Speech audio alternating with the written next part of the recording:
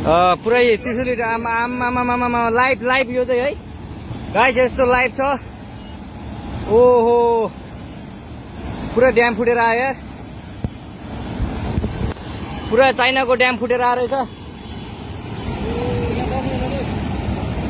आमामामामामा ल यहाँ हामीले अब ओहो यार यो पुरै ड्याम फुटेर आएको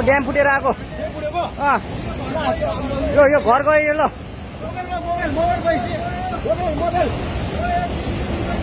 ल त्रिशुली बजारै गयो यार ल गयो यार ओ ए सिलास यता आऊ यता